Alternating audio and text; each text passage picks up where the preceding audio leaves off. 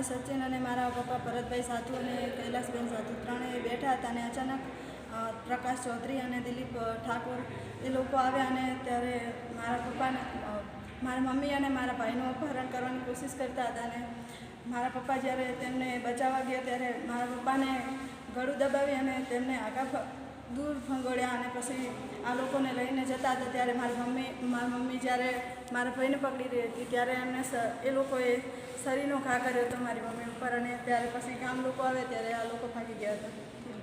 શું નામ તમારું? મારું નામ કાજલબેન સાધુ. શું થાય મરીજ તમારે? મારા મમ્મી થાય. ઓકે.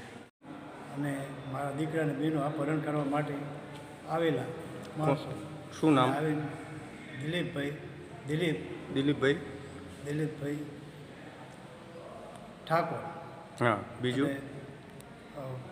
પ્રકાશભાઈ ચૌધરી. બરોબર. ક્યાંના છે? બીજા તો ઘણા હતા પણ બીજા નામનું નામ આવડતા નથી. કેટલા જણા હતા ટોટલ? ટોટલ હશે 10 થી 15 જણા.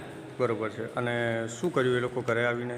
ડાયરેક્ટ જ અમારા માથે હુમલો કર્યો અને મને લઈ ગઈ અને મંદિરની ઓસરીની અંદર મારું રામજી મંદિર છે એની ઓસરીની અંદર મને ગટલી ગળો દબાવી અને બેહાડી દીધી. બરોબર. અને ત્યાંથી હુમલો કોના ઉપર કર્યો હતો? હુમલો અમારા ત્રણેય માથે હુમલો તો કર્યો પણ આમનો અપહરણ કરી બેને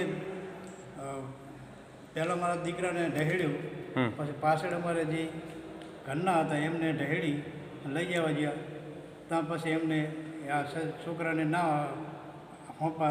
પકડવા દીધો એટલે એને ડાયરેક્ટ જ શરીરનો ઘા કર્યો. છરી વડે મારી? શરીર વડે મારી. બરોબર છે. અને છેલ્લે તમે બચવા માટે કોશિશ